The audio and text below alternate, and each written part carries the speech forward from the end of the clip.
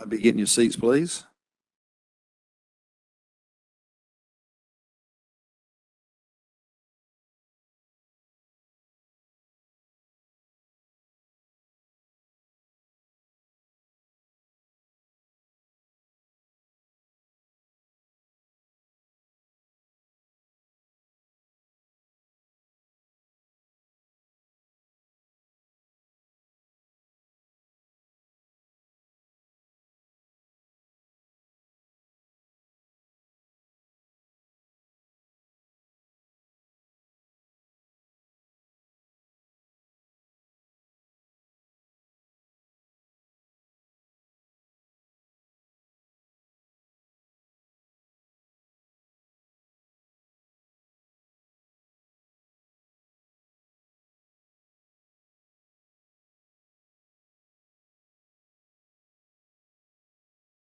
Good morning, everybody.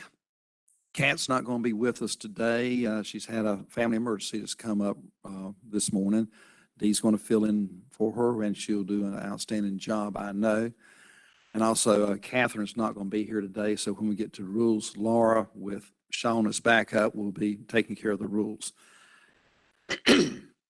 Before we get on today's agenda, the fatigue and the lateness of the day made me overlook somebody who want to make a motion about something dealing with our issues yesterday. So, Robert, I believe you said you had a motion and a little bit of discussion that you wanted to make. Yeah, thank you, Mr. Chairman. So I am concerned that we're not doing enough for the flounder.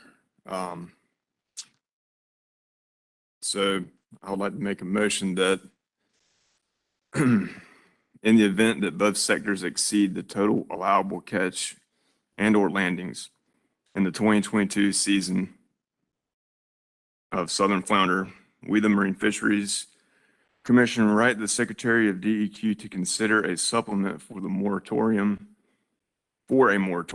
be placed on southern flounder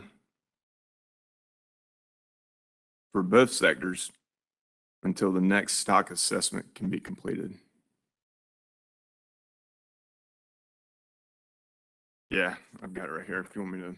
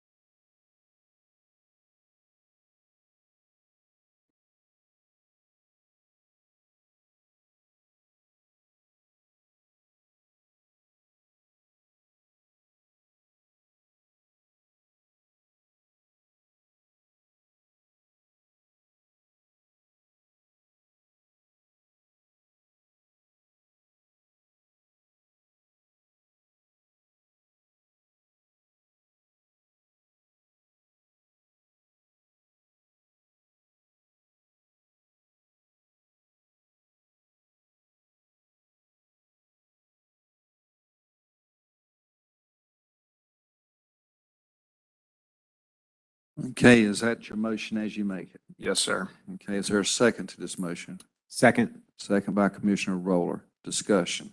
Mr. Chairman, I'd like to have the biologist up here. Okay. Thank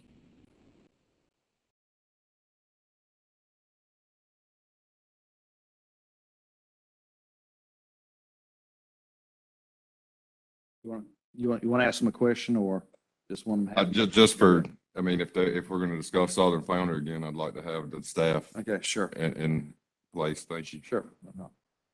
Mr. Posey. I definitely understand the reason behind this, but just a quick clarification. I guess this may go to council. Is there anything prevents us from doing that without a motion? Or can we ask the we write the Secretary of DEQ to consider a supplement for a moratorium if there is a couple years of exceeding allowable catch, just do it without having a motion now. You could do that in the future, but it would still need a motion at some point. Right, but we don't need a motion now to do that. That motion can be made when we actually see the exceeding the allowable catch in 2022 or 2023.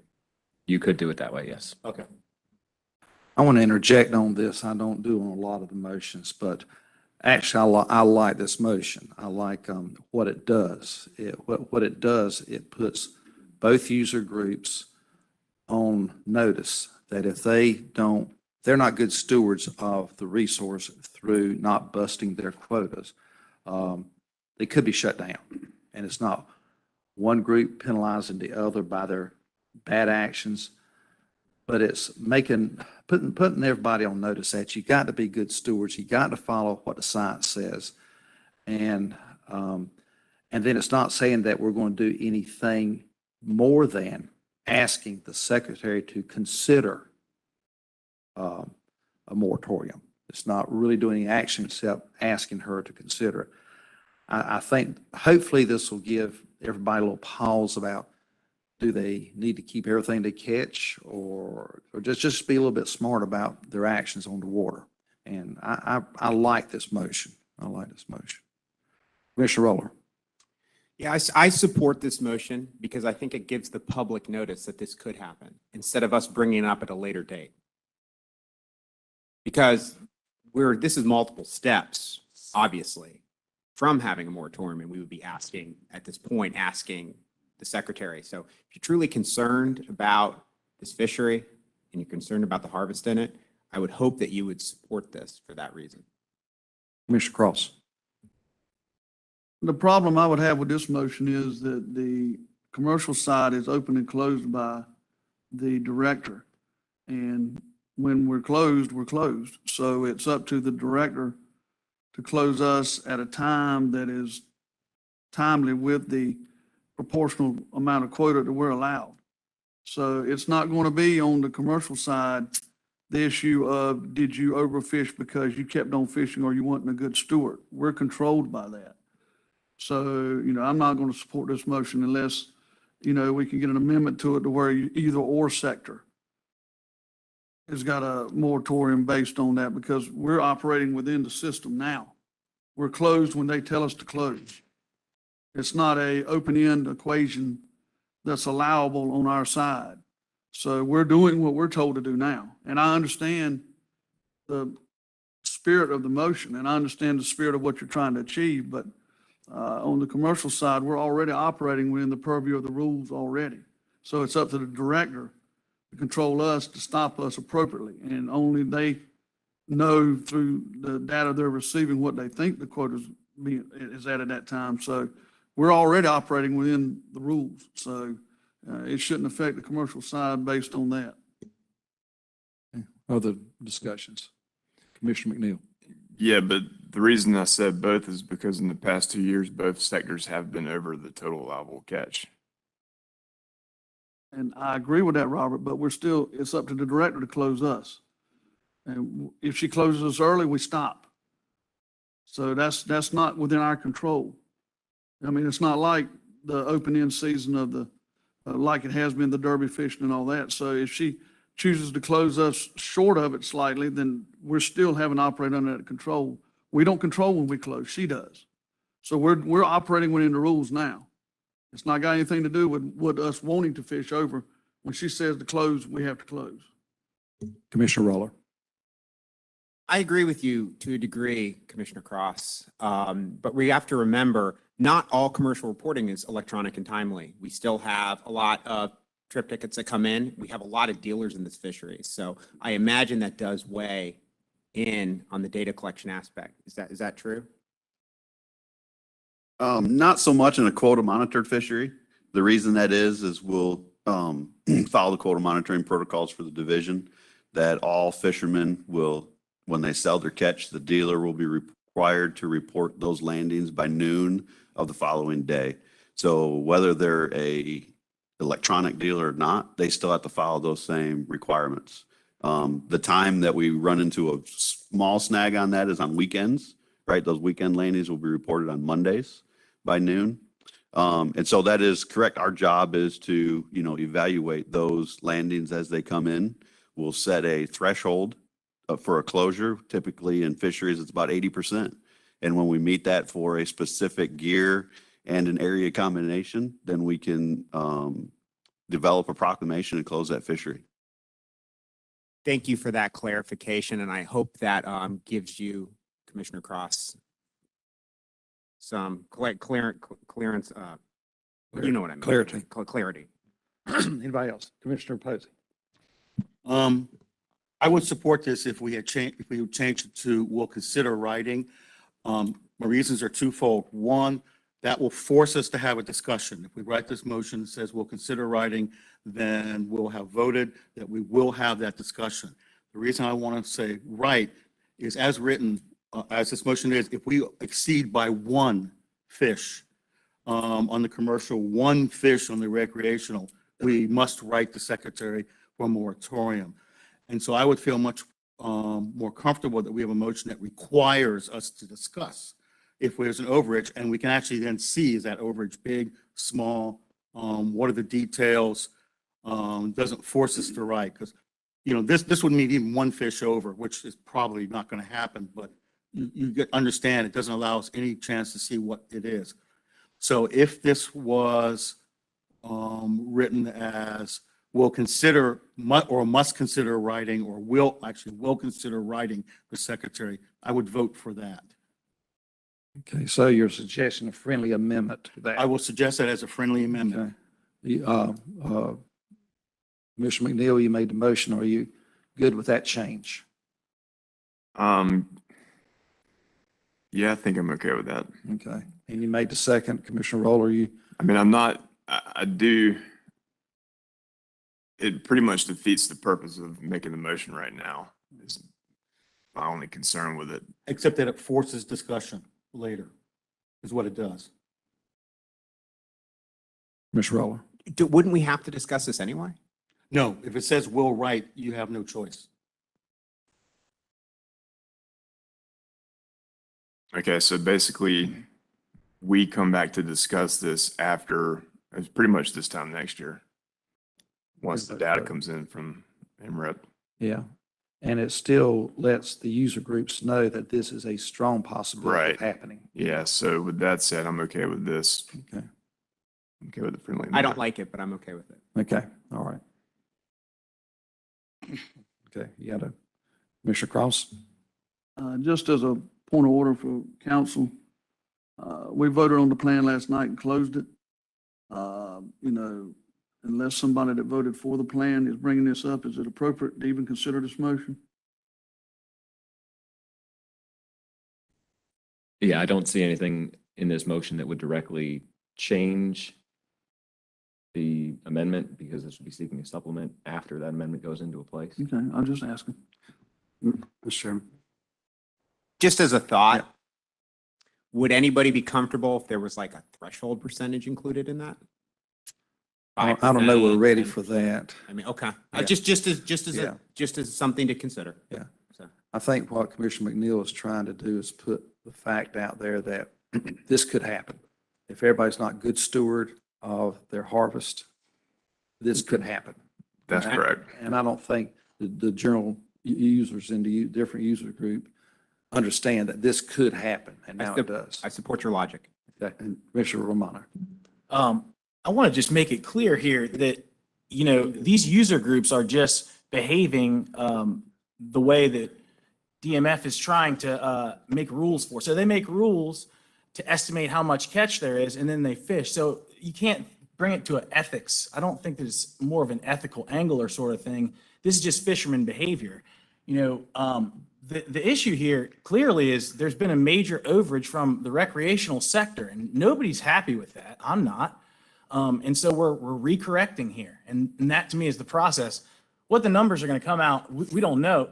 Commissioner Roller, you said yesterday that you expected, no doubt, that this was going to be an overage in the recreational sector. So you're basically saying there's going to be a closure unless we're spot on in the commercial sector. So I don't understand what we're really trying to say here. We're going to talk about, sounds like we're going to talk about a moratorium anytime this comes up. So I don't see this as necessary. I feel like it's just not clear enough, and we're going to talk about it anyway, so I can't support this motion. Mr. Henderson. Thank you, Mr. Chairman. I had probably 3 points on this. One, the plan we approved yesterday, so Council, I would respectfully disagree that the plan we approved yesterday provides for the payback, effectively a closing of a following season in the event that a quota is exceeded. So the provisions were in the plan recommended by the division, adopted by this commission yesterday. That sets up just that closure. It's not moratorium per se, but there's a payback provision that was in the documents, number one. Number two, it's this commission's job to make real decisions. And the way this is written, quite frankly, I think it's our and the division and our jobs to try to make hard decisions and not punt the ball to the secretary. And I think this is not fair to the secretary to go throw something up against the wall that you were saying, well, this is hard, so you decide. That's not fair. That's not, that's our job. That's not her job, in my opinion. Thirdly, you got 2 real different mechanisms to get to what's an overage. And, I do agree with Dr. Posey that, de minimis overage versus a, 2 or 3x overage, there's a real difference there. And this thing should say, if there's a moratorium, it should be if it got to the point, it needs to be on either or both. But we provided that in the plan already, which is why I would say this motion respectfully is probably not appropriate. And lastly, what I'd like to see us talking about is how much does the stock assessment cost? We understand the economic impact of the flounder fishery. Tom, I get that. We all get it, but the recreational and commercial fishery, we all understand the importance of this, and it's a big deal. None of us are happy with where we are now. If we could all snap our fingers and, dance around the room 3 times and make it suddenly, go away, I expect we'd all be lining up for a line dance, as ugly as that would look. But what I would like to hear from staff in real numbers and real time, and not, well, we need to wait for these states and those states. I don't care about the other states. I care about North Carolina. And I'd like to understand how much and how long it would take and cost and take to start an updated stock assessment as soon as possible. Do you have any input on cost and time? On the cost side, no, sir, I do not. I can tell you that ASMFC ponied up some money back in 2015, 14 for the first meeting when we did the original coastwide stock assessment. They gave us about $25,000, and that got us through 1 meeting with the participants. The stock assessment process usually takes, up to 1.5 to 2 years from the beginning of the process to the end of the process. And of course, it's a very long, complicated process, as we go through and evaluate the data and all that. So I don't know if Steve or Deputy Director Lupton have additional comments on that. Yeah, excuse me, I'll speak briefly to that. Mike did a good job, but we've had internal discussions already on updating the stock assessment. There's really 2 avenues: do a complete update with workshops and full cooperation with the other states, or just do a data update of the assessment. And that's really contingent on the other states being able to provide the data needed to update the assessment. If that can occur, it's something that we can do internally without involvement with the other states, as long as they send us that data. But right now, it's just really dependent on what type of data deadlines that they have and staff workload. I will say that, we've been down stock assessment scientists in our stock assessment program, but we're finally fully staffed as of today, actually. So it's certainly something that, we are going to prioritize internally if we can get a Flounder update soon. So when we, if I might carry thank you. And whatever the cost is, we need to clearly understand it, because we all clearly understand the cost of a moratorium. We understand the cost of shutting this fishery down, what it does to that, to the recreational dollars coming in, to the commercial landings, to the seafood houses, and the whole supply chain. And I would argue that it's got to be pennies on the dollar to update a stock assessment. And respectfully, our statute in North Carolina, I do not believe our general statute asking us to regulate things based on the overfishing status cares one iota about what the status is of the stock in South Carolina, Virginia, or any of the other southeastern states. And I applaud and appreciate the collaboration that we participate in for the greater good, but for this specific issue, for this specific purpose relative to the fishermen and trying to fish in these North Carolina waters, I think an updated stock data gathering, however we would look to do it for here, would suffice. And then, because we need to then, when we see a motion that talks about the next stock assessment, it could be 5 years before you could complete a full-on, vetted and documented and pretty document stock assessment. And I think what we're looking for now is some sense: are we on track? Are we gaining on it? Or are we losing on it?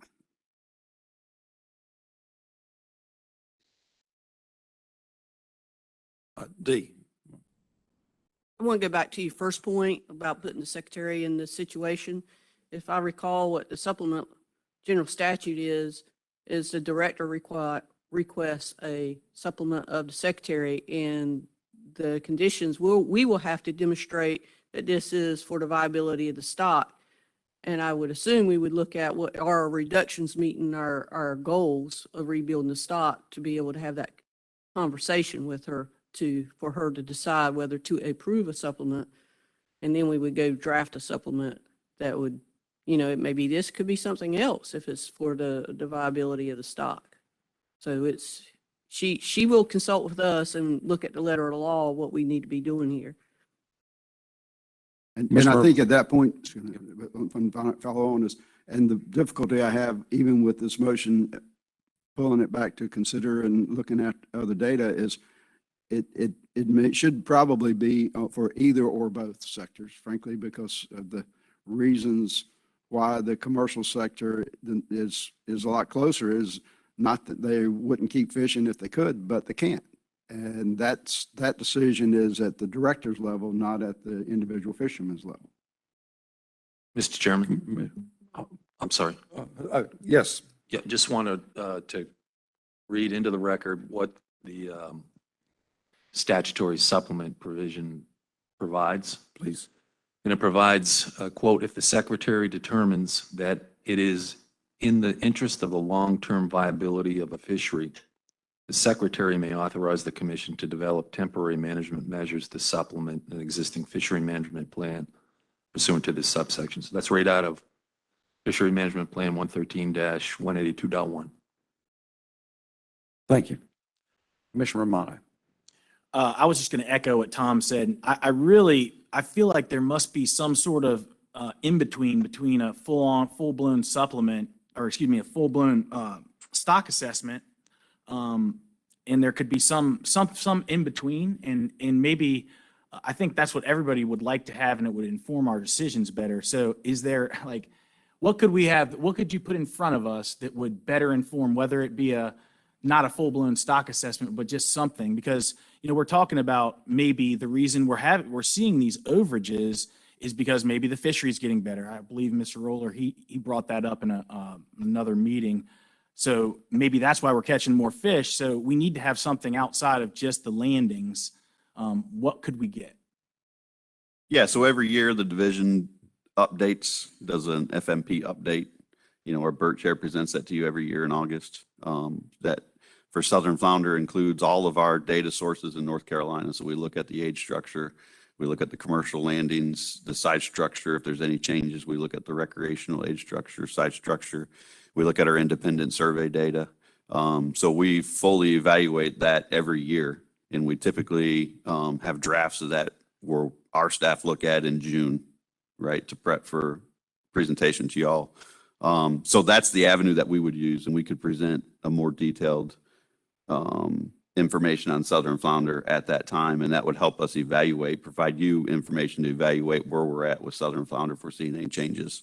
The only thing to caution with that is, we're all well aware of the unique circumstances that surround COVID, and many of our independent surveys were not in place in 2020 and for a lot of 2021 because of that.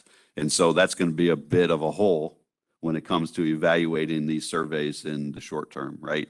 And that also translates into a concern for an update to the stock assessment, because somehow we're going to have to fill in those 2 years of survey data with some value.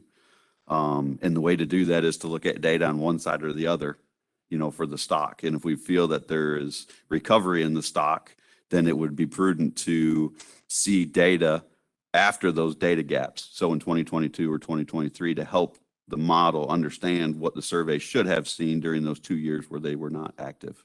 But we certainly could present additional information on southern flounder as we evaluate through the FMP update process.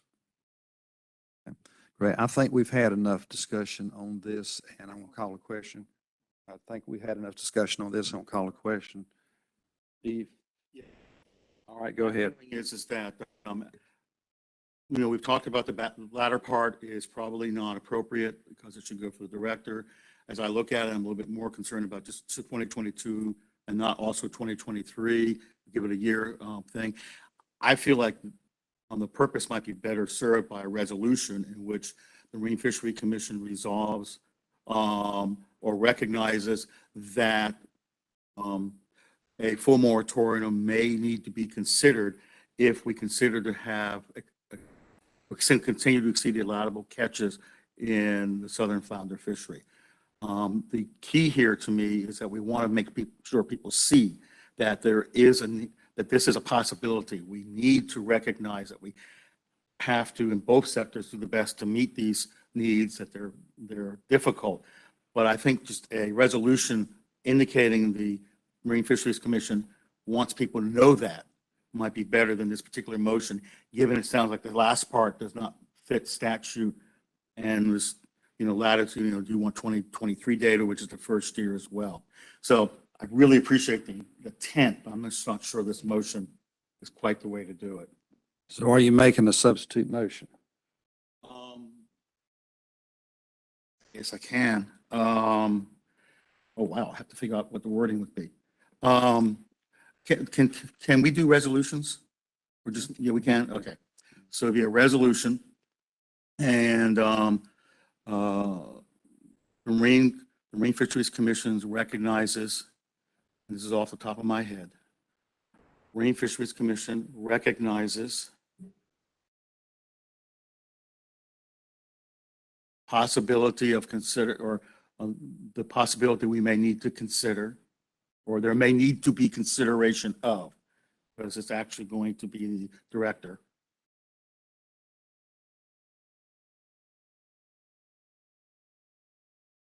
A moratorium if there are continued excesses in the allowable catch of flounder in both sectors. Purpose of this is simply to indicate that we recognize that this is something that may need to consider. It's phrased in that bizarre thing that Word would immediately say you're using passive tense, and you get red lines all over it because it sounds like we are not the ones who would send that letter. It would be something that might be considered by the director, but it sends the message that we recognize this is something that may need to happen. It may be too soft, but hopefully that gets the point out. So. Okay, there's a motion on the floor. Is there a second to this motion? It's a motion for a resolution. Yeah, who was?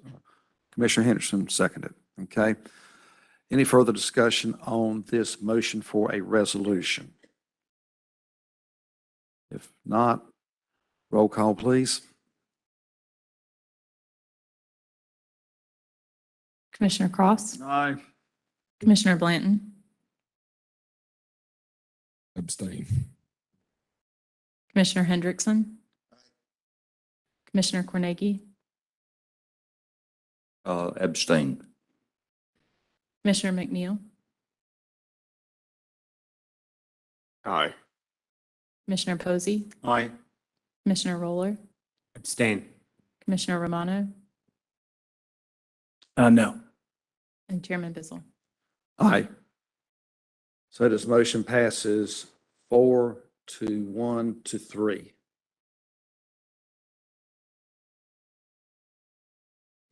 Commissioner Romano. Okay.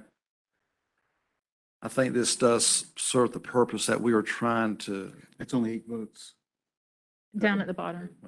I'm on the next page. He's on the Yeah. next. I get my own page. So I think it's 5 then, 5 or 4. Was it 5 to, yeah, 5 to, 5-1-3. 5 to 1 to 3, yeah. Okay. Okay, yeah, you said a comment? Yes. You know, when we're looking at this and nobody wants to make the hard call, what we basically need to tell the director is on both sides, when you're considering the seasons for this, make the hard call. Shut it down when you think you're going to get it or before, whatever that is. I mean, that way, you know, we don't have to face this. And, you know, we're supposed to be closing it down before the overages occur. So that's the hard call she's going to have to make. I mean, whatever it is, make the hard call to keep us in our parameters. That way we're not faced with this. I mean, if you think you're going to blow it out of the water in 2 weeks on recreational fishermen, make it the hard call. If it's 14 days or 21 days or whatever on the commercial side, we got to make the hard call to stop it. And then maybe we can start going back the other way after that. But I think that's what we all need to put across as a message, make the hard call. Thank you. Just remember the recreational season is set up by dates. So she can't shut it down early. No, but prior to setting those dates, she can make the hard call when she sets it, is my point. I think we're the ones who set the dates, so. I think we're set up to set, do we not? Tell me, help me. So with adoption of Amendment 3 with adaptive management, that allows the director to alter the seasons Okay. to help constrain, to keep the recreational industry, you know, at their allocation. Okay, cool, good enough. All right. Do you know something I don't know? Okay, I think this gets the point across that if people aren't good stewards, they could lose the whole fishery. And so I think that's what the purpose was here. Thank y'all for your participation. And thank you, Robert and Martin, for y'all's motions. I think it's responsible. Okay, moving on. Proposed amendment to the Mutilated Finfish Rule Issue Paper, Morgan Paris. True. Wait a minute. Yeah, hold on. That was yesterday. Didn't y'all stay and do this? Okay, let's go to joint room. No, that ain't, wait, where's my stuff? There we go. Okay. Amendment 2 to shrimp FMP. Chris, Dan, Jason, come on up. I don't know. I'm not trying. And I want to remind all the commissioners to make sure your microphones are turned on. I had a unsigned note in my stuff this morning. I think I know where it came from, but that's fine. But do make sure your microphones are turned on because all this is recorded.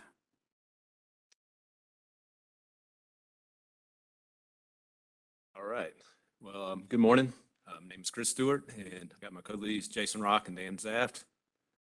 Talk about some shrimp. Today, we're going to present a brief overview of the Commission's preferred management strategies for Amendment 2 to the Shrimp Fishery Management Plan. In November 2021, the commission selected its preferred management strategies after hearing the division's recommendations and input from public and advisory committees. The division's recommendations can be found in a decision document. In December 2021, the draft FMP was sent to the secretary and department for a review. No additional comments or recommendations were received from the department or legislature. And today, you all will finalize the commission's November 2021 preferred management strategies and vote on final approval of Amendment 2 to the Shrimp Fishery Management Plan, thus concluding your role in the FMP process. Once approved, the division will implement the commission's management strategies via proclamation until they can be codified in rule.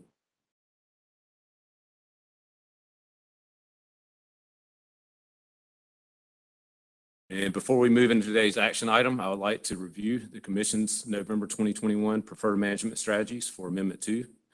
And they include permanently prohibit all trawling in crab spawning sanctuaries, eliminate the 4 quarts heads on or 2 1/2 quarts heads off recreational krill limit for cast nets only in areas closed to the taking of shrimp, change the flexible opening date in all special secondaries to a static September 1 each year, continue collaboration with the commercial stakeholder groups through the industry work group to identify and test gear modifications to further reduce bycatch in the shrimp fishery,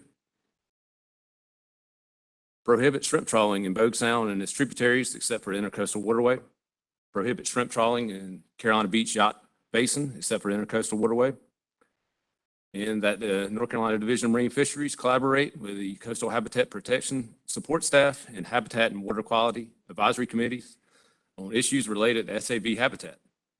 As the division deems appropriate and feasible, actions to address that impact will be identified by the appropriate committees and brought to the commission in the future for action as part of adaptive fisheries management with the collaboration of stakeholder groups and their advisory committees. Maintain existing head rope limits for shrimp trawls in internal coastal waters, and if needed, implement additional head rope restrictions to resolve user conflict. And lastly, investigate the feasibility and utility of long-term shrimp trawl observer program that encompasses all seasons, areas, and gears. So in these maps, you'll see the commission's preferred management strategies illustrated in red, and the areas currently closed to shrimp trawling are shown in black. In the central southern part, again, the commission's preferred management strategies are illustrated in red, and the areas currently closed to shrimp trawling are shown in black. So now with that, it brings us to today's action item to vote on final approval of Amendment 2 to the Shrimp Fishery Management Plan. Okay, questions or discussions, Commissioner Cross? I make a motion that we approve the Shrimp Amendment Plan 2 that has been reviewed by the Legislative Committee and the Secretary approves that is. Okay, there's a motion on the floor. Is there a, well, let's get the motion up first.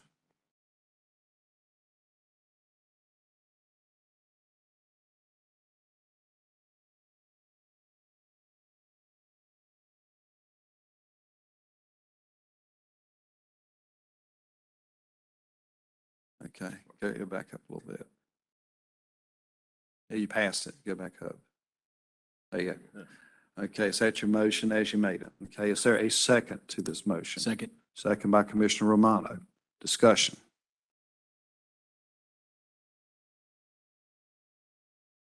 There not being any, let's do a roll call vote. Laura? Commissioner Cross, Aye.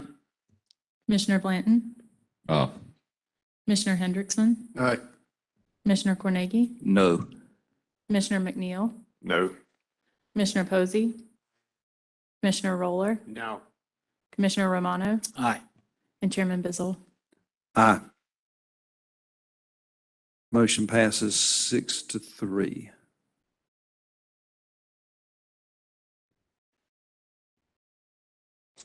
All right. Wow.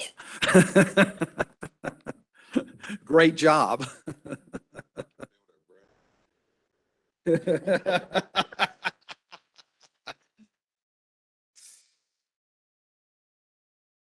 Okay.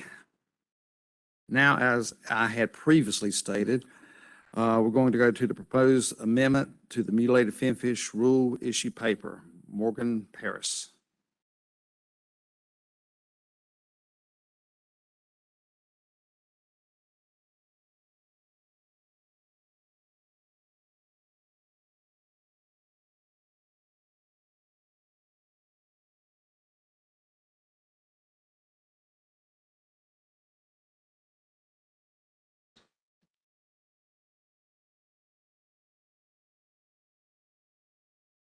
Take it home if you want to.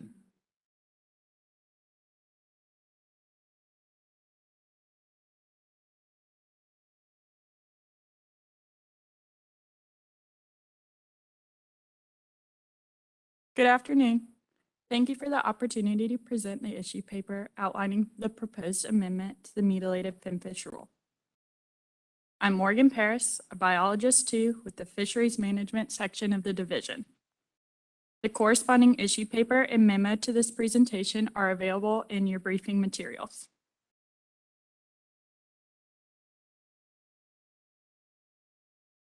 So displayed on the slide is an outline of the presentation I've prepared for you today. First, we'll review the current Mutilated Finfish Rule, including limitations of the rule. Then we'll look at how and why this issue came up, along with objectives to address in the issue. Next, we'll walk through the proposed amendments to the rule and potential benefits of those changes, followed by auxiliary tasks resulting from the proposed rule change. And then we'll review the division recommendation and next steps. Displayed on the slide is the current Mutilated Finfish Rule. It was originally adopted in 1991 and has been amended several times since then to add or remove species-specific exceptions to the requirements. These changes have allowed for the continued use of popular bait fish while still protecting the resource. The current rule subjects all finfish species that have a size or other harvest restriction to the requirement to have head and tail attached. There's only 3 exceptions in the current rule, and those are for mullet, hickory shad, and tuna. The current rule has several limitations. It does not provide flexibility to quickly address issues that occur to changing management measures or bait fish preference of anglers. Adding a species exception is a time-intensive process that can only occur via an amendment to the rule through the permanent rulemaking process.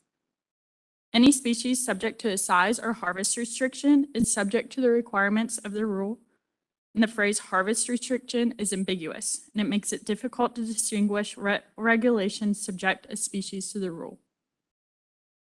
The intent of the rule was never to manage cutbait per se, but instead to protect finfish species regulated by size, bag limit, or other harvest restriction. Next, let's look at how and why this issue surfaced in the first place. So communication from stakeholders and feedback from Marine Patrol officers have brought to light that some members of the public are unknowingly violating the Mutilated Finfish Rule. The division identified several species for possible rule exceptions or changes to current exceptions based on the communication from stakeholders, the feedback from Marine Patrol officers, and implications from stock assessments and FMPs. This includes 5 species in particular shown on the slide, and it is likely that the species beyond the 5 I will identify could require similar consideration in the future. So starting with eel, the use of eel for cut bait is prohibited currently as it's subject to a minimum size limit or bag limit. There were commercial trotline fishers that contacted the Fisheries director in June of 2021 after an interaction with Marine Patrol had occurred, and the issue stemmed from the fishers switching from gizzard shad to the use of eel as bait. Recreational fishers are also known to use eel as cut bait, often when targeting trophy catfish. Stock assessment is underway for this species, and the results could impact the future management of eel. Spot, croaker, and bluefish are all subject to bag limits and therefore subject to the requirements of the rule. The regulations for spot and Atlantic croaker are relatively new. They were enacted in April of 2021 and from the results of the traffic light analysis, which triggered coast-wide management measures. All three species are popular bait fish choices, and recreational anglers and commercial fishers have expressed interest in continuing to use them. Bluefish are in a rebuilding plan, and the traffic light analysis is scheduled to be reevaluated in 2 to 3 years for spot and Atlantic croaker. Lastly, mullet. Mullet is currently included as an exception in the rule. Mullet are subject to a current 200 mullet recreational bag limit. However, a stock assessment for mullet is underway. Therefore, continuing allowing an exception for mullet to the rule without further specifications could jeopardize sustainability objectives. At your August 2021 business meeting, you passed a motion for the division to examine the mutilated finfish rule. An issue paper has been developed for potential rulemaking, and the option is presented in these next few slides. So the objectives in evaluating this rule were to examine the current species exceptions and species-specific conflicts to the current rule, amend the rule to provide flexibility, manage the current bait fish use along with variable conditions that could occur in the future, and maintain the original intent of the rule to protect the finfish resource. I would like to bring to your attention that in the next few slides, a single option is presented in the same option presented in the issue paper. This is the only option that achieves all objectives of the rule that I just went through. So this slide displays the proposed rule with the changes noted. The changes alter the language which subjects a species to the requirements. It adds a roadmap to existing rules and proclamations, and it removes exceptions from the rule text. So in this part of the proposed rule text, you can see that the phrase size or harvest restriction is proposed to be deleted. Instead, the term possession limit, including a size limit, recreational bag limit, commercial trip limit, or season, is proposed to be added. This change clarifies the ambiguous phrase harvest restriction, instead using the term possession limit, which is essentially anything that sets a requirement on a possession of a fish. The changes outlined here have several benefits. The term possess is defined in Marine Fisheries Commission rule, whereas harvest restriction is not. The changes ensure that the expectations of the rule are clear and prevents confusion when decreasing the opportunity for loopholes. Using the more all-encompassing term possession limit preserves the enforceability of the rule. And lastly, the change continues to serve that original intent, which is to protect the resource. In this part of the proposed rule, you'll see that the individual species exceptions are proposed to be deleted. Instead, text is proposed to be added to allow exceptions to be made by existing proclamation authority that has already been delegated to the fisheries director in other rules. So the proposed amendments point to existing rules or proclamations to specify the cut bait requirements. These changes have several benefits. Again, it simplifies the rule, making it easier for the public to interpret. It eliminates the need to add proclamation authority to the rule, instead utilizing proclamation authority already in place. It adds flexibility and provides faster response when conflicts to the rule occur. It provides a more holistic approach to species level management by including all requirements for a species in the same rule or proclamation. And lastly, it once again restores the original intent of the rule, to protect the resource, not to manage the use of cut bait. Upon the effective date of the rule, the division would need to address auxiliary tasks resulting from the proposed management options, including species for which the fisheries director would need to consider if, at their discretion, a proclamation should be issued to allow a species to be used as cut bait. This includes species that would continue to be subject to the requirements of the amended mutilated finfish rule. And those were identified earlier and include American eel, spot, Atlantic croaker, and bluefish, along with species that would no longer be automatically exempt from the requirements of the amended mutilated finfish rule. And those include mullet and hickory shad. Note, tuna is not mentioned here because it's already covered by an existing rule. So for each species, a proclamation could be issued if the fisheries director decides it's appropriate for the species to be continue to be used as cut bait. Proclamations must be consistent with the variable conditions provided in 15A NCAC 03H.0103. Due to stock assessments and FNPs underway for many of these species, the fisheries director decision to issue a proclamation would be best informed closer to the date the rule would become effective. So collectively, this proposed rule meets all of the objectives I outlined earlier. It examines current species conflicts and provides a method to address those conflicts. It amends the rule to provide flexibility. It addresses the current conditions of bait fish use, along with variable conditions that could occur in the future.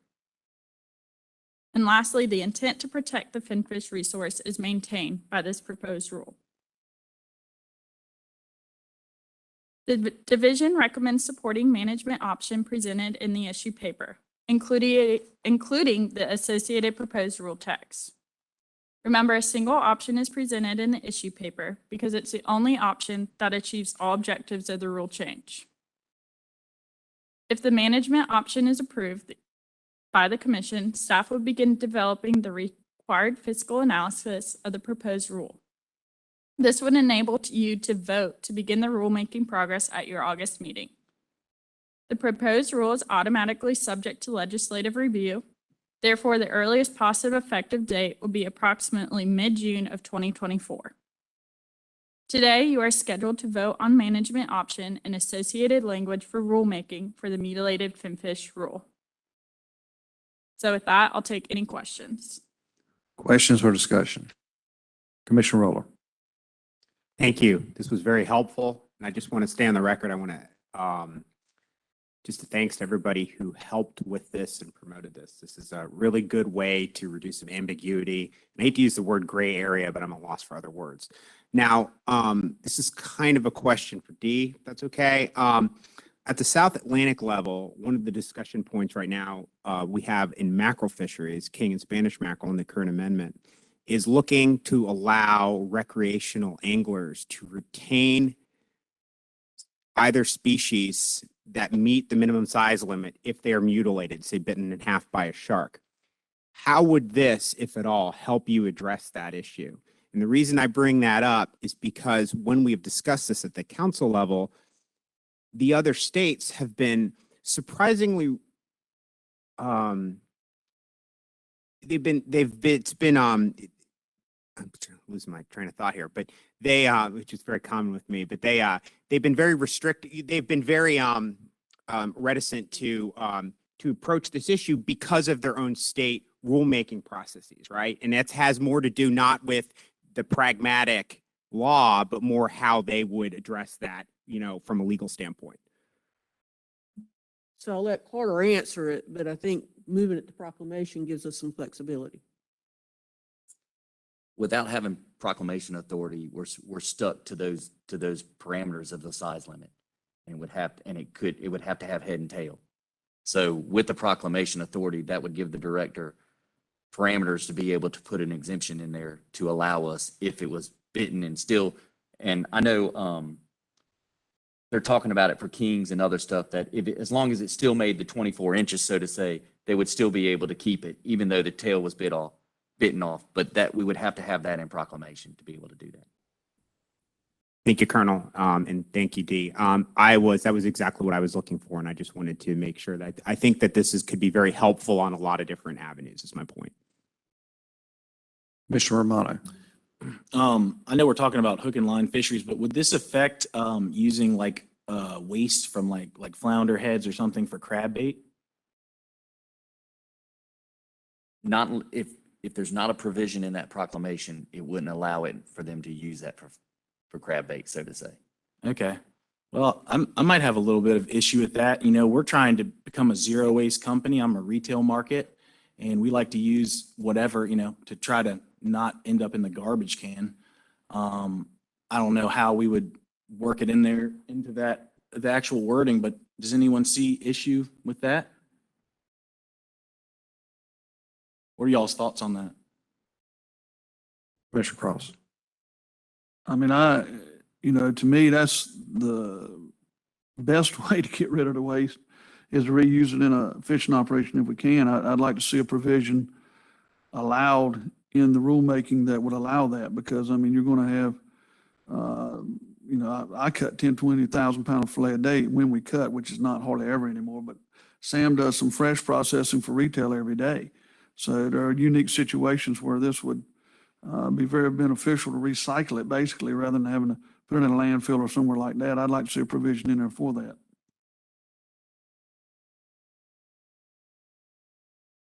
So I think modifying this and moving most of the information to proclamation, you may still have that flexibility.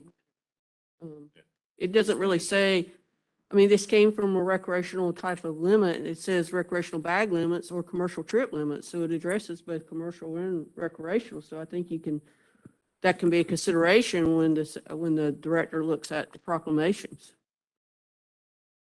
Would it be, in order to say, could we say, I don't want to mess with this because it's written well and I know you guys worked on it. So, but if we put hook and line while engaged in hook and line fishing, I mean, I don't know any exemption where you would have, or I don't know, how does that fit with anyone? I just want to kind of nip it in the bud, because it's not just me. I mean, these are also people who are recreational fishermen, right? So if you guys have your own recreational crab pots and you go out and catch a couple flounder and put the flounder heads in the pots, you'd be in violation. So that might be a bigger problem than just me trying to become zero waste. So I think with this rule as written, you're moving a lot of stuff to the director to do it through proclamation. So I certainly think if you make a motion, you could say consider commercial waste too. We may have a solution to it, Sean. And the rule language that's currently there specifies that it's while engaged in fishing any species of finfish, so crab pots would be fine. Fishing for any species, or I read that like using the bait, use any to. Oh, Yeah, you might. I thought when they say fishing, it's like using bait, I thought. But if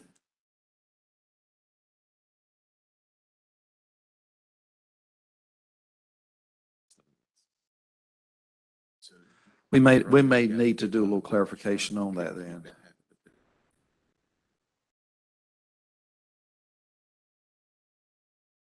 Okay. I trust our director to make appropriate proclamations, but if we could get something in stone, I think it'd be a little bit better. I mean, we would still always have to be in compliance with fishery management plans. You can make some rulemaking at the time of fishery management plans to allow, but a lot of this was to move flexibility to the director and the director to make that decision based on what authority that she may have under the proclamation authority anyway, the overall rule. So it would, and I think Morgan said this, sometimes it's going to be case by case, but I think you can certainly voice concern of considering being able to use some commercial waste for this too. I have a question. Yes, Commissioner Posey. I'm probably just foggy this morning, but it says it shall be unlawful to possess aboard a vessel or while engaged in fishing any species of finfish that is subject to a possession limit. So if I'm on a boat fishing for something that doesn't have a possession limit, does this whole rule not apply to me? I can keep anything that's a mutilated fish? No, because that first line says, it starts off by saying engage in fishing any species that is subject to possession limit. So I would think that would mean if I claim I'm fishing something else, it would be exempt. If you're on a vessel, no matter what, you have mutilated finfish because it says aboard a vessel or while engaged in fishing. So if you're on a vessel, no matter what, you can't have mutilated finfish. And that's that little key or what? And so did I this morning. We are both a little bit foggy. We're all a little foggy.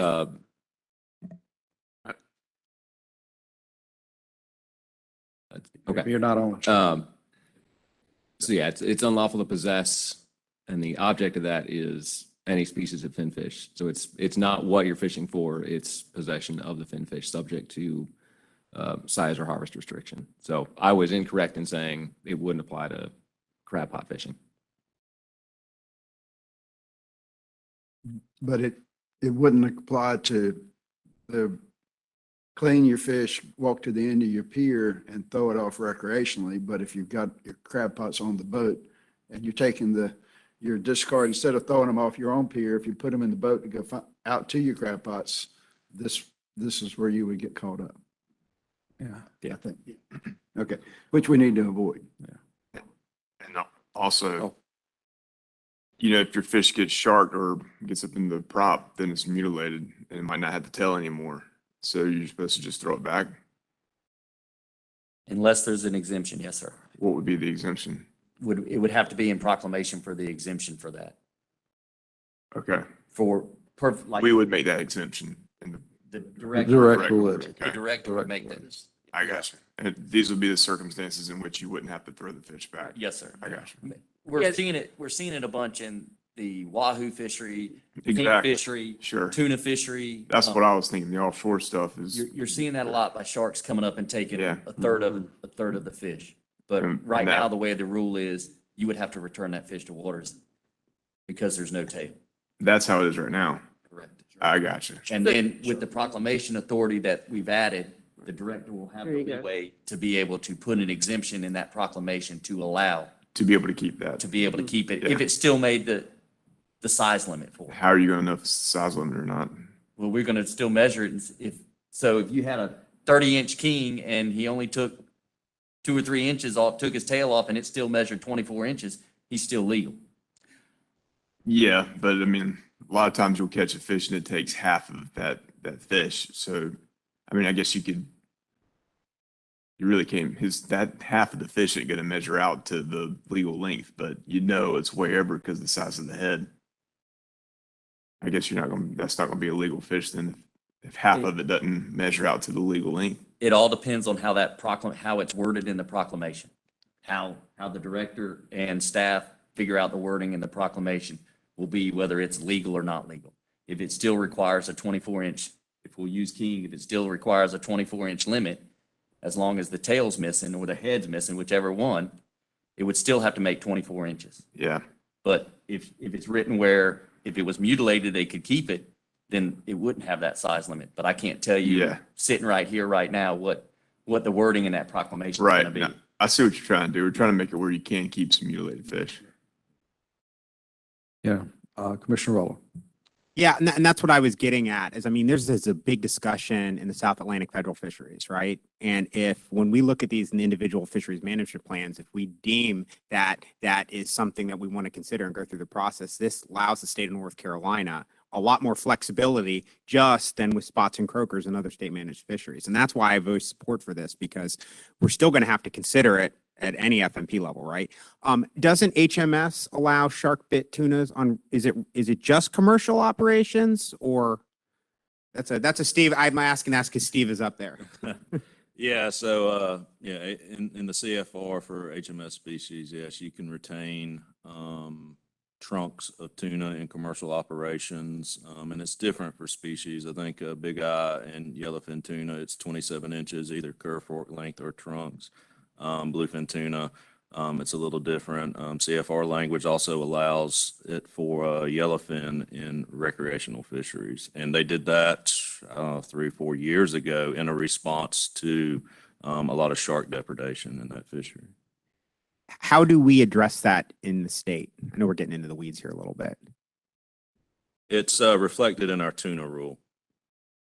In the tuna rule that's up there? No, in the tuna rule already. So that's why when Morgan said that tuna, it wasn't mentioned, is because it's already covered by a rule. Okay, gotcha. So we have a separate rule. Gotcha. Thank you. Commissioner Posey.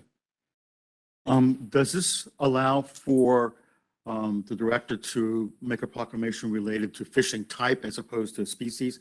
For example, can the director make a proclamation saying that fishing with crab pots is exempt? So you're not listing species, you're listing a gear type or a fishing type. Getting back to what Commissioner Romano was saying. I can't quite tell if it allows it or not. If it allows, like, for example, exemption for crab pot bait as a fishing. Like a blanket Yeah, I just can't, I just can't Instead go. of doing it by species. Yeah, as instead of species, do it by gear type or something. So not to give you, I don't know, but it's got to fall within the parameters of the proclamation authority. Okay. So with me right now, I can't say yes or no. If it falls within, if we can make it fall within the parameters of that proclamation authority, then yes. If it doesn't fall into those variable conditions in there, then no, because that's what she's governed under, are those variable conditions of what governs that proclamation. Thanks. Anything else? Anybody? Well, I'm trying to figure out where we're ending up here. I don't know. Should I make it? I really want to see if it's favorable, and I don't want to mess anything up here, but I think it might be to say unless it shall be unlawful to possess aboard a vessel unless engaged in the crab pot fishery. That's what I'm thinking about. And I don't want to make the motion unless, that's going to clear up the problem or it's going to make it, it's kind of in y'all's ballpark. I think we're all on the same page here. We'd like to see that exemption, but how that goes down or whether it will be available after we vote on this by the director. I think you could complicate it by adding specific gear at this point. You may have the flexibility even as past to focus on gear. You got a mutilated finfish, you want to use it for bait. She may be able to, looking at the other rules, if she has proclamation authority, to grant that for crab pots. We just have to do a deeper dive. And we can revisit this. We can do an amendment to this down the road Mr. if Chairman, we need to. I would Yes. also note, and again, we got plenty of counsel here, but the language says unless otherwise specified in a rule by us, but unless otherwise specified by proclamation issued pursuant to a rule of the Marine Fisheries Commission.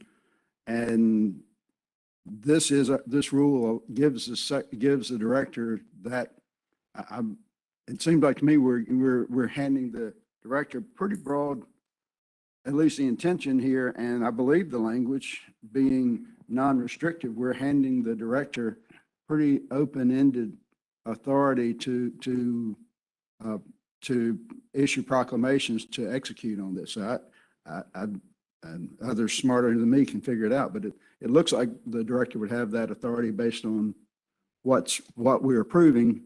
It's just up to the director to put that in the proclamation. It certainly does. It allows flexibility. There are other rules we have to consider, that the other proclamational rules, the variable conditions as the Colonel mentioned. And we had the internal discussion, did the director even want to have that sort of authority? Because everybody's going to call and say, can you consider this? Can you consider that? So it is, kind of broad, and we don't know how it's going to play out. Mr. Chairman? Yes.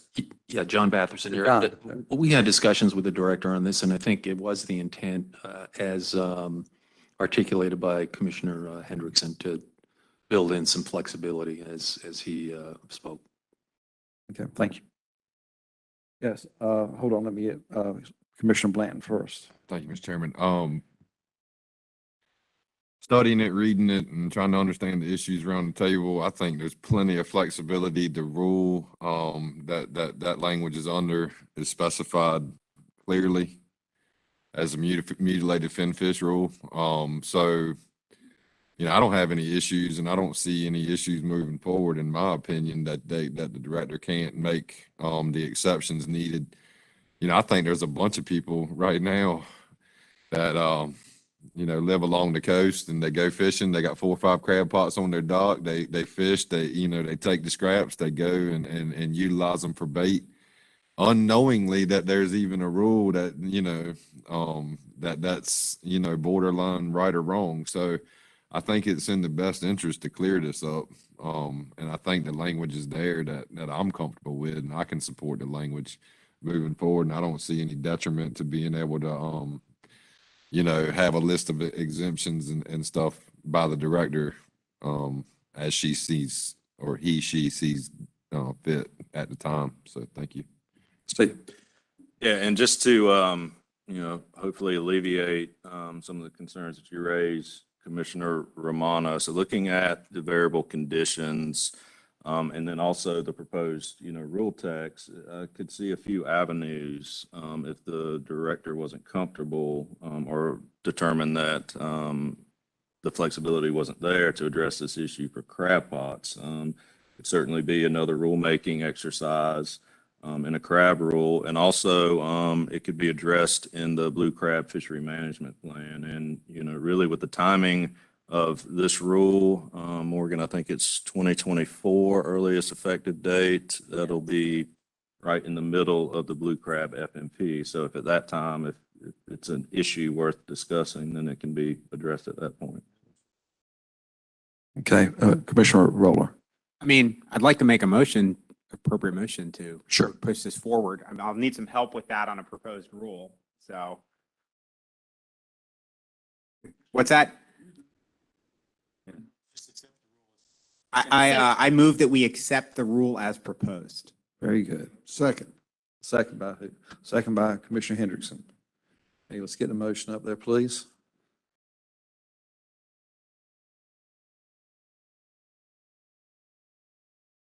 If I could offer just a friendly amendment, the rule changes as proposed. Okay, let's get this up and get the second up, and then I'll call on you.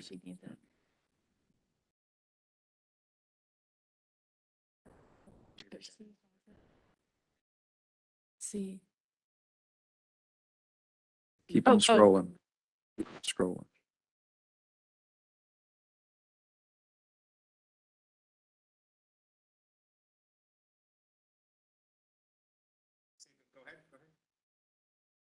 Hold on, let's get, there you go.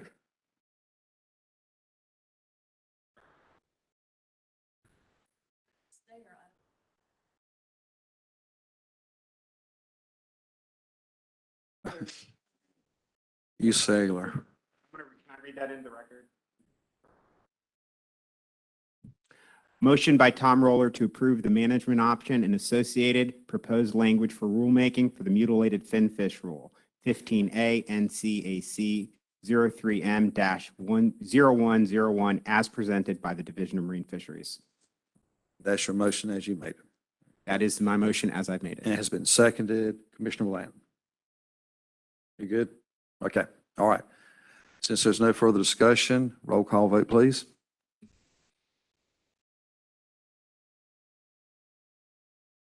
It's coming.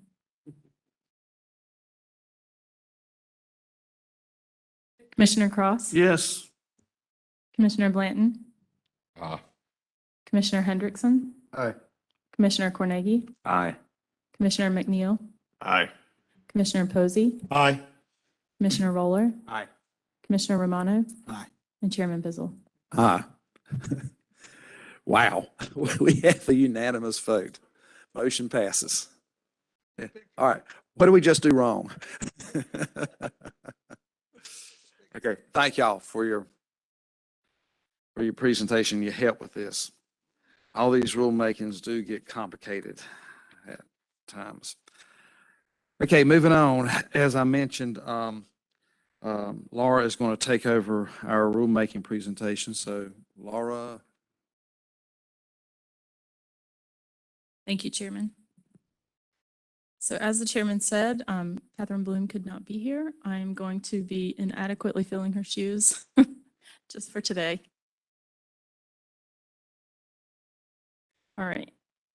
So in the rulemaking section of the briefing book is a memo and supporting documents that provide an update to the commission on the status of rulemaking and also requests your vote on final approval of the 109 rules in the 2021-2022 Package B. And I'll pause for just a moment if you want to pull that up. So the rulemaking update memo is the first document and is probably the easiest document to follow as I briefly review the rules. So I will start with a quick update on one of the rule packages from last year. There is no action for the commission to take on this item. At your August 2020 business meeting, you approved notice of text for rulemaking to begin the process for the 50 rules in Package B for that year. Three of the proposed rules address user conflicts associated with shellfish leases while supporting a productive shellfish aquaculture industry, as required by Session Law 2019-37. And Jacob mentioned this yesterday during his presentation. The proposed changes would increase setback requirements from developed shorelines for new shellfish leases, limit the allowable number of corner markers for demarcating shellfish leases to simplify the polygon shapes, set new criteria for shellfish lease stakes and signage to alleviate navigation concerns, and initiate a new shellfish leaseholder training program that emphasizes user conflict reduction strategies. You gave final approval of the rules at your February 2021 meeting, and the rules are automatically subject to legislative review per Session Law 2019-198 and General Statute 14-4.1. The proposed rules could be effective as early as the 30th legislative day of the 2022 short session. Next, I will shift to the 2021-2022 rulemaking cycle, which includes rules from two different packages. So first is an update on Package A. There is no action that you need to take at this time. So at your May 2021 business meeting, you approved notice of text to begin the process for readoption and amendment of the 56 rules in Package A. These rules cover 4 subjects.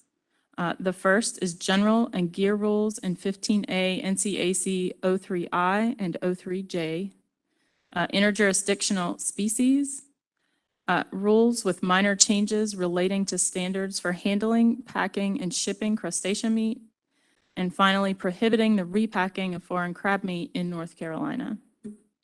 So on August 2nd, 2021, a news release was issued and the proposed rules were published in the North Carolina Register. You accepted public comments on the proposed rules from August 2nd through October 1st, 2021. One written public comment was received about one interjurisdictional species rule. An online public hearing was held August 18th, 2021, and no members of the public were in attendance. You gave final approval of the rules at your November 2021 business meeting. The rules were submitted to the Rules Review Commission for review at its January 20th, 2022 meeting. The Rules Review Commission extended the period of review for the rules in order to allow additional time to address technical change requests, and division staff are continuing to address those requests. The next Rules Review Commission meeting is March 17th. The intended effective date of the rule package is April 1st, 2022. 13 of the rules are subject to or affected by rules that are automatically subject to legislative review pursuant to Session Law 2019-198 and General Statute 14-4.1, and thus are expected to have a delayed effective date. One of the rules automatically subject to legislative review prohibits the repacking of foreign crab meat in North Carolina into another container. The proposed rule could be effective as early as the 30th legislative day of the 2022 short session. A separate rule is under development to require additional labeling requirements for repacking foreign crab meat in North Carolina and is scheduled to be included in the upcoming 2022-2023 rulemaking cycle to begin the rulemaking process at your August business meeting. So next in the 2021-2022 rulemaking cycle is Package B, and you are scheduled to vote on final approval of Package B today. So at your August 2021 business meeting, you approved notice of text for rulemaking to begin the process for 109 rules. These rules cover 8 subjects. The first is highly efficient gears, artificial reefs, and research sanctuaries, additional shellfish leasing regulations, rules with conforming changes, definitions, imported species, record keeping, gear, marketing shellfish, and licenses, commercial blue crab harvest and gear regulations, permit and license suspensions and revocations, and pound net gears, administrative procedures, and crustacea and shellfish. A summary of the proposed rules by subject is provided in the rulemaking memo. I'm happy to describe the rules in further detail. No, I'm not. Only if you would like that. But I do need to at least review the 2 written public comments that were received for package B, and then also the additional minor changes proposed to 1 rule for your final approval. And I will describe these items in the context of the corresponding subjects. So for the second subject, shellfish leasing regulations, 1 public comment was submitted about the proposed rules with a general question about shellfish leases. Specifically, the person asked how the public and landowners that are adjacent to a proposed lease are notified so that comments can be submitted. Part of the shellfish lease application process includes a requirement for the applicant to provide evidence they attempted to notify by certified mail the adjacent riparian property owners within 250 feet from where the proposed shellfish lease is located. So the notification must include instructions for the property owner to submit written comments to the division within 30 days of the notice. Additional notification avenues include the new shellfish lease website and the division news release distribution list. The division continues to explore other tools and forms of communication to help ensure the public and landowners are informed about proposed shellfish leases. There were no other public comments submitted on the shellfish leasing regulations.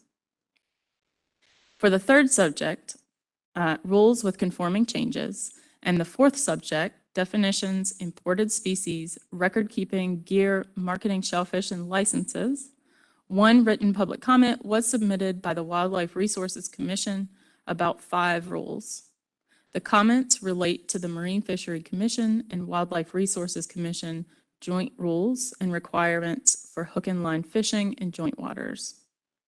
Also, for the third subject, rules with conforming changes, the division recommends minor changes to 15A NCAC 030-0402, Standard Commercial Fishing License Eligibility Application Process, since it was originally published in the North Carolina Register.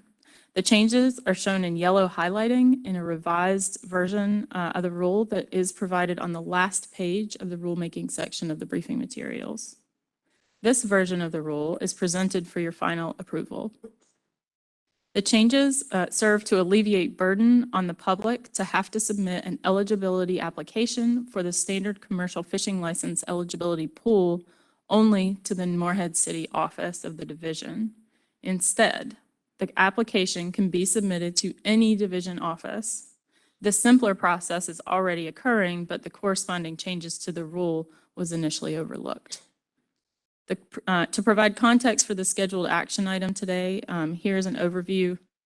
Here is an overview of the steps that have occurred in the process for the 109 rules in Package B.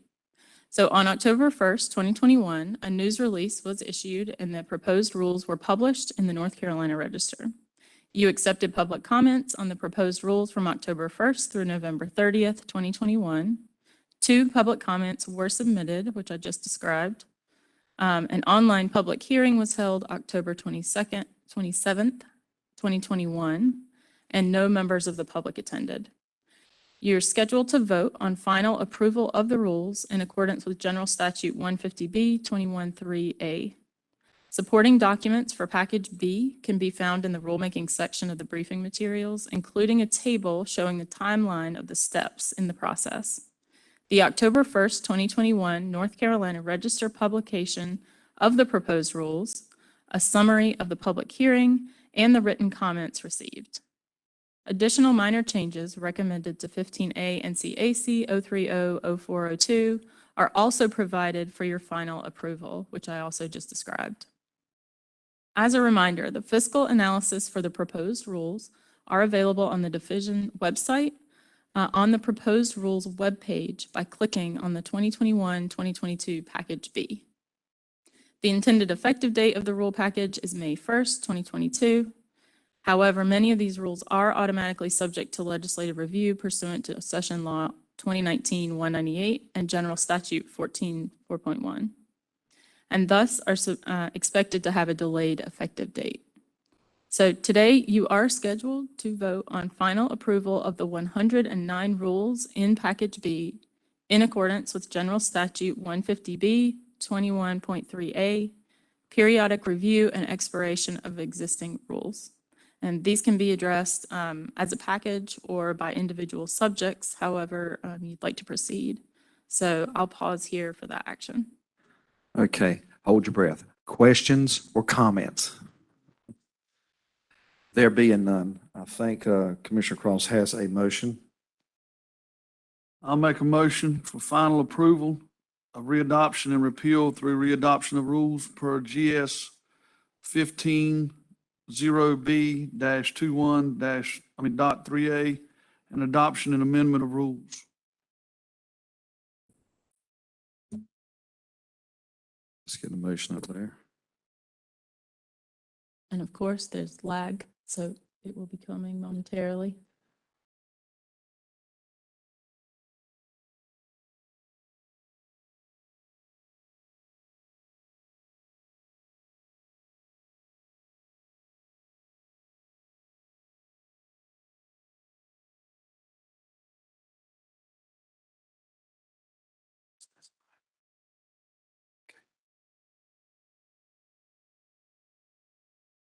You meant to specify that for package B, correct? That is correct, Mr. Chairman.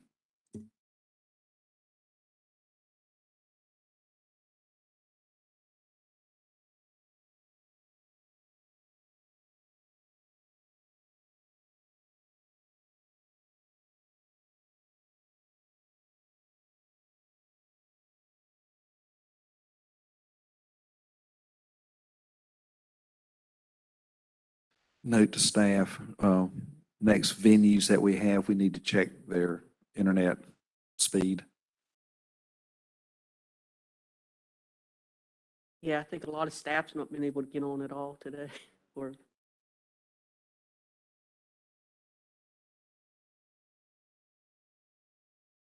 My cellular is working pretty good, but I'm sure y'all don't have that capability.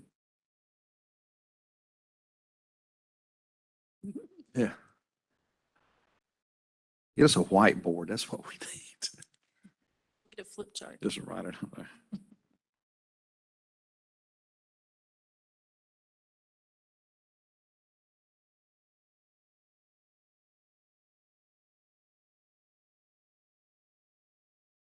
No, let me try.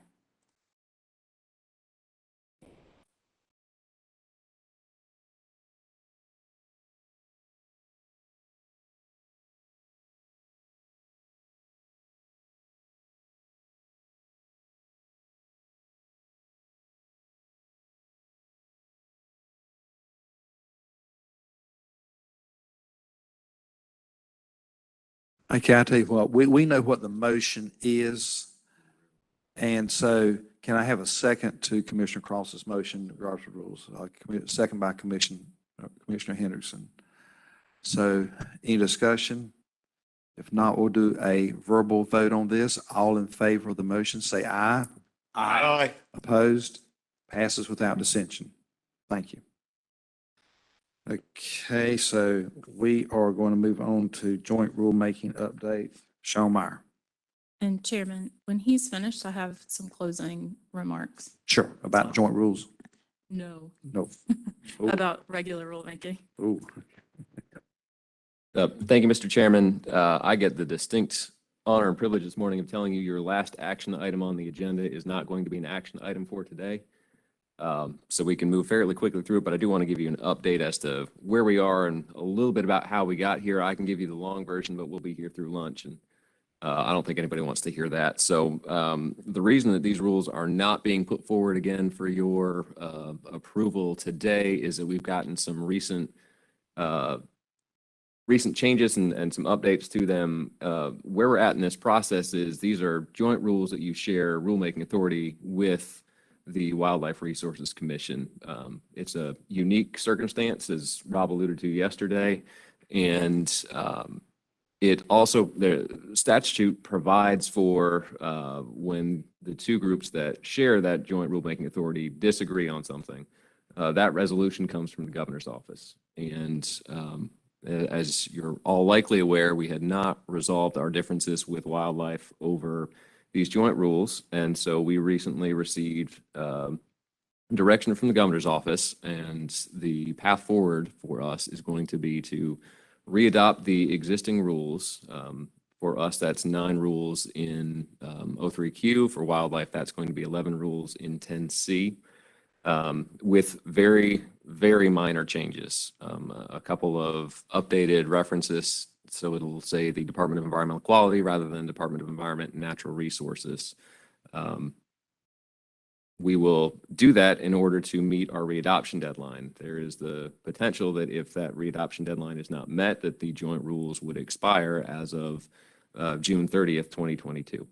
And so in order to get us across that deadline and to resolve that difference, we are going to both readopt the existing rules as they are with just, as I said, those minor changes, and then commit to sitting down with wildlife and trying to resolve those differences without the deadline looming over us. So process-wise, what you can expect is to have a special called meeting in the very near future in order to keep the process moving and get the notice of text and the fiscal note approved so that those can be put out for public comment, and have that process completed in order to give final adoption of those rules in advance of that June 30th deadline.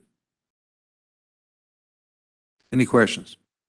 Mr. Chairman? Yes. But one question that's not technical, but if there is a special called meeting, would you try to do that over a web conference? Yeah, we'll do a virtual meeting. Yes, Okay. make it easy on everybody. Just wanted to clarify. Thank you. Absolutely. Okay. Anything else? Not, thank you, Sean. Laura, this is a good place for you to say what you want to say. All right. So the last item in the rulemaking update is the preview of the 2022-2023 rulemaking cycle that is scheduled to start at your August meeting this year.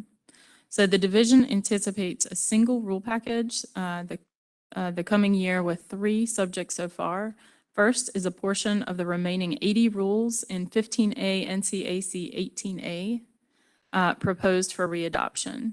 So the division is striving to prepare about half of those rules for the upcoming year and the remainder of the rules for the following year.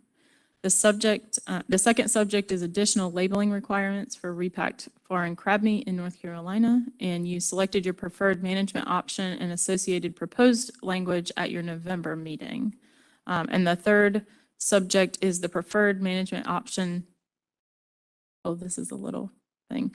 The preferred management option and associated proposed language you selected here today, and I will be consulting with Catherine and get back to you on that for the mutilated finfish rule change.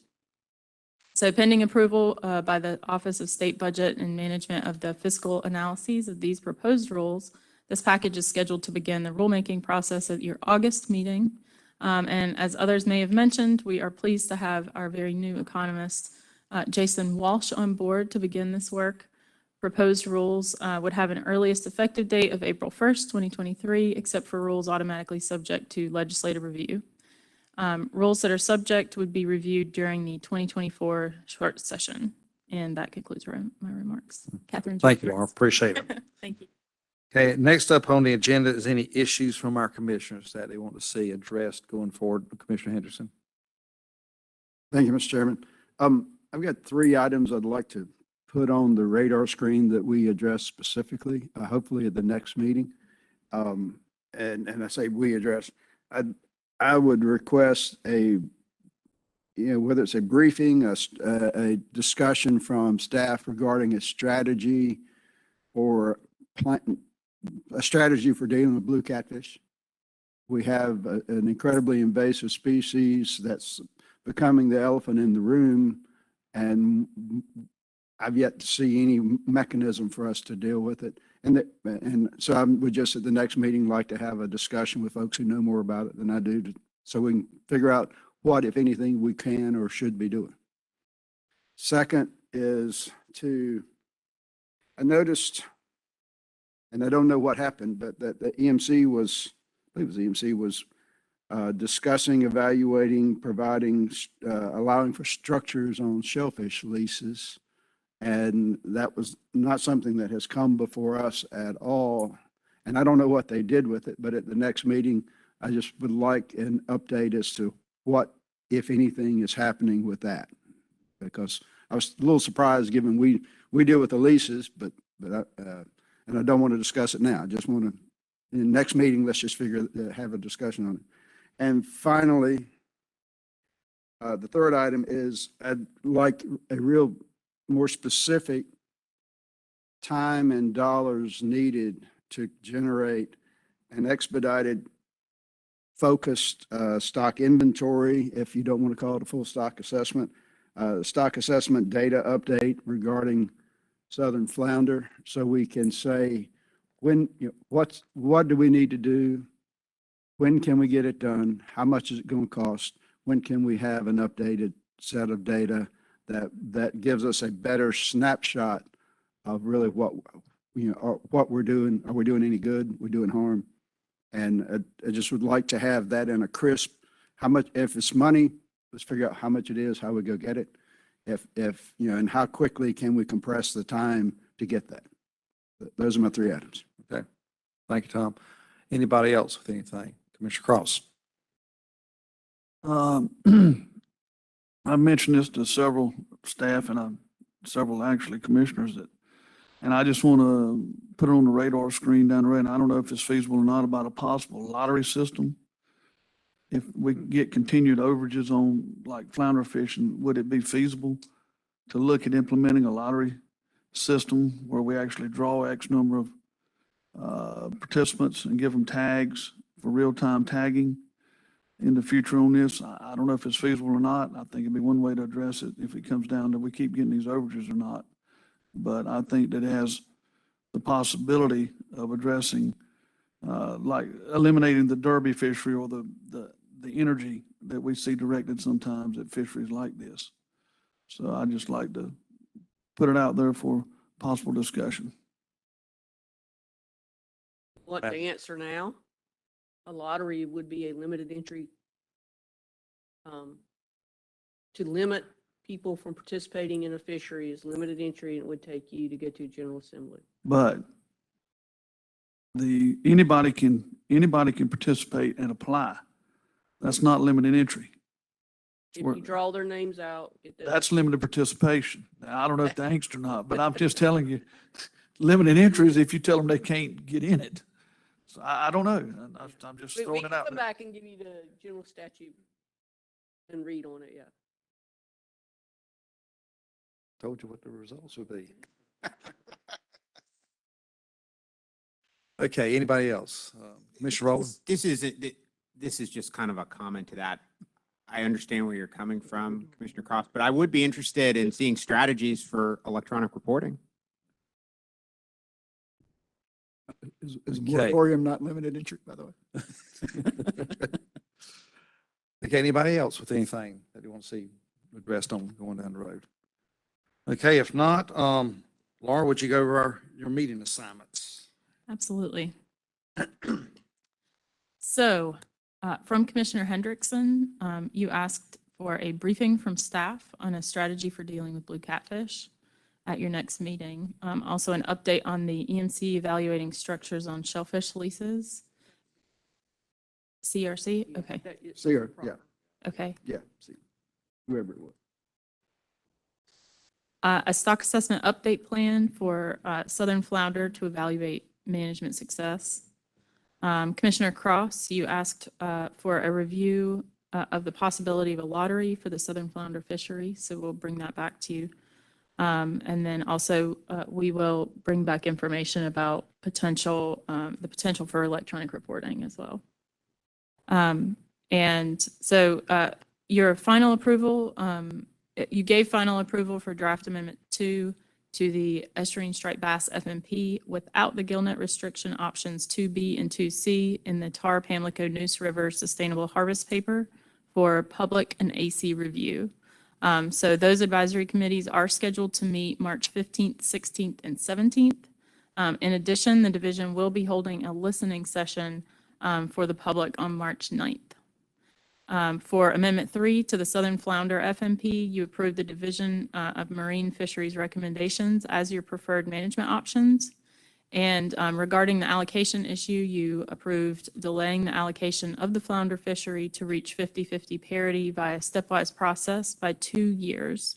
So the first year of the stepwise process was shifted from 2021 to 2023, with parity being reached in 2026. In addition, you approved a resolution that the MFC recognizes that there may need to be consideration of a moratorium if there are continued excesses in the allowable catch of flounder in both sectors. And finally, you gave final approval for Amendment 2 of the Shrimp Fishery Management Plan, and the division will now move forward to begin implementation of that plan. Let's see, and your last action this afternoon, you gave final approval for the rules of the 2021-2022 Rulemaking Package B. And your next meeting in May will be at the Beaufort Hotel, and you'll be hearing from me soon. And hopefully we'll have a new administrative assistant at that time. Thank you. You've had 3 hats on this time, haven't you? Yeah. Good job, Laura. Thank you very much. Dee, thank you for stepping in today. I want to thank my fellow commissioners and staff. Everybody has had a lot of work to do this week, and we got through it. I'd like to especially thank Colonel Witten and the Marine Patrol. They had some extra responsibilities this week, which they conducted in a very professional manner, and I appreciate y'all's doing that. Is there anything else that needs to be brought before this commission at this time? If not, we stand adjourned.